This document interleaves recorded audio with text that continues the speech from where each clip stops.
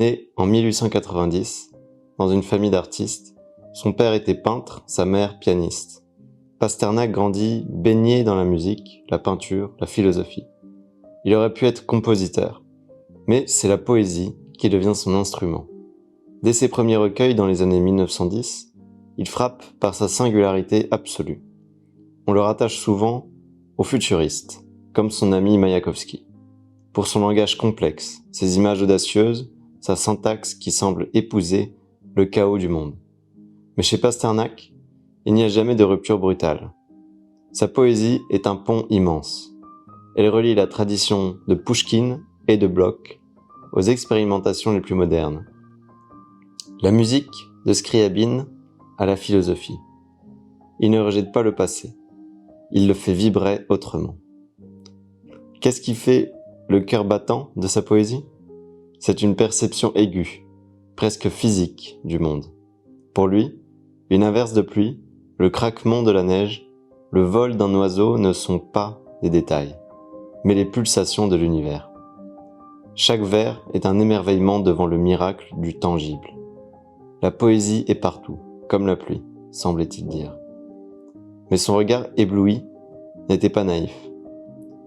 Le XXe siècle frappe à sa porte avec toute sa violence. La révolution, la guerre, le stalinisme. Pasternak observe, traduit Shakespeare, se tient dans une position intérieure fragile, souvent critique, mais sans confrontation directe. Il veut préserver son espace de création, ce jardin secret où le monde se transforme en mots. Et puis arrive l'œuvre qui change tout, le Docteur Zhivago. Ce n'est pas qu'un roman, c'est le testament d'une génération, une épopée lyrique, de la Russie à travers les tourmentes. Le héros, Yuri Zhivago, est son double poétique. Un homme qui croit à la force de l'amour et de l'art face à l'écrasement de l'histoire.